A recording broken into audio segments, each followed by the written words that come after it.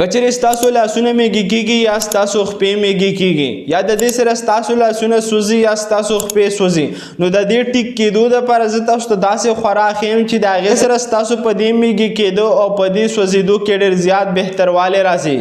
خو د هغې نه وړاندې زه تاسو ته درې داسې غټې وجې ښیم چې د هغې وجې نه ستاسو خپې او لاسونه بار بار میږي کېږي او سوځي چې په هغې کې د ټولو نه اول غټه وجه دا ده چې هغې ته موږ په میډیکل کې پیریفرل نیوروپیتي وایي، یعنې زموږ په وجود کې کوم چې نري نري رګونه تللي دي، کوم ته چې موږ په پښتو کې اعصاب وایو، په میډیکل کې ورته نرویز وایو. نو کله هم چې په هغې کې کمزورتیا راشي نو د هغې د وجې د انسان بار بار خپې سوځي او میږي کېږي. او دویمه وجه دا ده کله چې د چا شوګر وي نو د زیات شوګر د وجې دغه رګونه په مزه کمزوري کېږي چې د هغې د وجې د انسان خپې او لاسونه بیا میږي کېږي او سوځي. او درېیمه وجه دا ده چې کله د انسان په وجود کې ویټامین بي کمی راشي یا د ویټامین بي 12 کمی راشي سپیشلی نو د دې د وجې د انسان خپې او لاسونه بار بار میږي کېږي او سوځي. نو د دې ټیک کېدو دپاره تاسو ته د ټولو نه اول فوکس کول په خوراک باندې دي او په خوراک کې چې تاسو څومره زیات فروټ خوړلی شئ عمره ستاسو صحت دپاره دا بهتره ده، ځکه چې په خوراک کې ویټامین بي او ویټامین بي 12 کمی پوره کېږي او کله چې د دې کمی پوره شي نو ستاسو د خپې او لاسونه ټیک کېدو طرف ته روان شي. او دویم دا چې هغه سبزي کومه چې شنه سبزي ده تاسو دا زیات خوړل شروع کړئ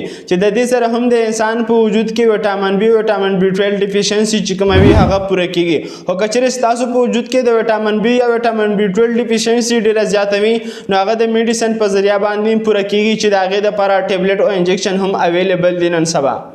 او که چېرې ستاسو شوګر ډېر زیات وي نو خپل شوګر کنټرول وساتئ چې د دې سره هم ستاسو په دې کې بهتروالی راځي. او د دې ټیک کېدو دپاره یو اکسرسایز هم دی چې هغه به تاسو روزانه کوئ. نو هغه اکسرسایز ما په یو ویډیو کې بیان کړی دی چې د هغې ویډیو لینک په زه لاندې په کمنټ کې ورکړم چې تاسو بیا ایزیلی کتلی شئ.